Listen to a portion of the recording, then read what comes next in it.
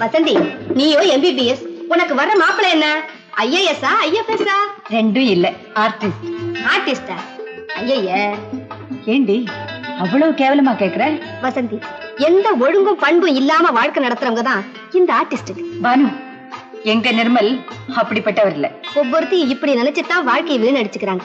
எனக்கு தெரிஞ்சு ஆர்டிஸ்ட கல்யாணம் பண்ணிக்கிட்டவங்க யாரும் நிம்மதியா இல்ல. என் நிர்மலை பத்தி உனக்கு என்ன தெரியும்? அவரு ஒரு பெரிய மியூசிக் ஸ்கூல் நடத்துறாரு. இந்த ஊர்ல இருக்கிற எல்லா பெரிய மனுஷங்க வீட்டு பிள்ளைங்களும் அவர்கிட்ட தான் டியூஷன் எடுத்துக்கிறாங்க. அவருக்கு வாசிக்க தெரியாத வாத்தியமே கிடையாது. அவருக்கு இருக்கிற மதிப்பு மரியாதையும் பத்தி உனக்கு என்ன தெரியும்?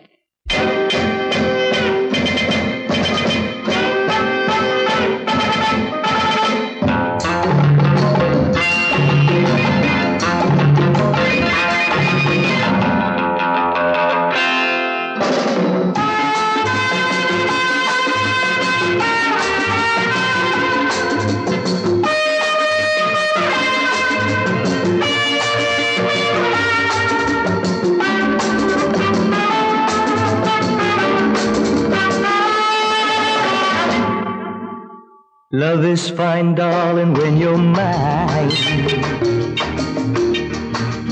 No sun, no shine like summer rain. Love is fine, darling, when you're mine. No sun, no shine like summer rain. Without you, dear, life is pain. With you, my darling, all is fine. It's always green as a dream, sweet as cream, oh my queen.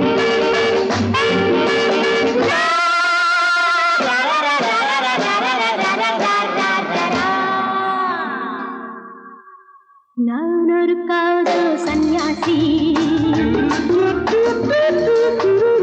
நானொரு மேடை என்றாசி,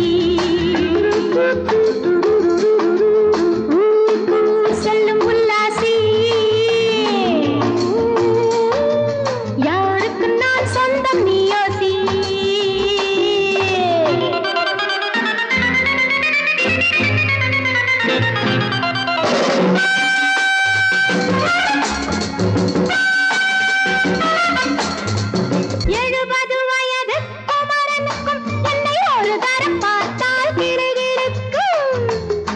Come, hold me tight, baby.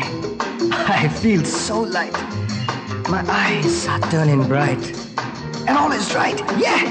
70 வயது குமரனுக்கும் என்னை ஒரு தரம் பார்த்தால் கிடுகிடுக்கும்.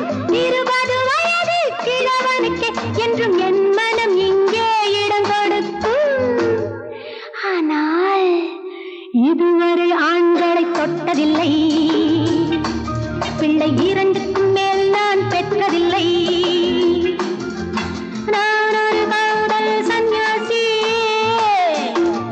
நான் ஒரு மேடை என்றாசி. Well, folks, times are changing. And so are fashions. Sleeveless blouses? What next? Blouseless sleeves, huh?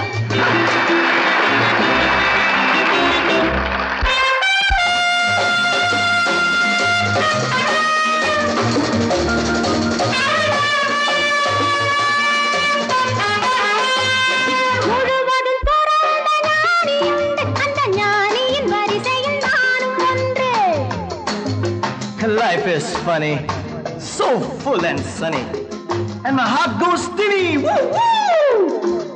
முழுவதும் துறந்த ஞானியுண்டு, அந்த ஞானியின் வரிசையில் நானும் ஒன்று. பாசமும் பந்தமும் துறவிக்கில்லை, எந்த வேதமும் என் போல் அழகிக்கில்லை. ஆனால் சொர்க்கத்தின் வழி சொல்லத்தாவ ஞானி, நான் சுகம் பெற வழி சொல்லும் யுவராணி. நான் ஒரு காதல் சன்னியாசி, நான் ஒரு மேடை என்றாசி. It's always green as a dream, sweet as cream, oh my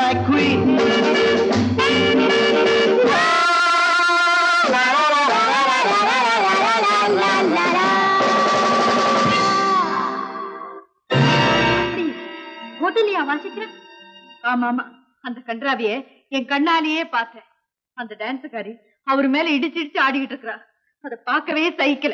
ஈஸ்வரா, கௌரவமான குடும்பத்துல பிறந்துட்டு இந்த பாவி பையன் என்ன தொழில் செய்யறான் பாத்தியா? இப்பவே போய் அவனை என்ன பண்றான் பாரு.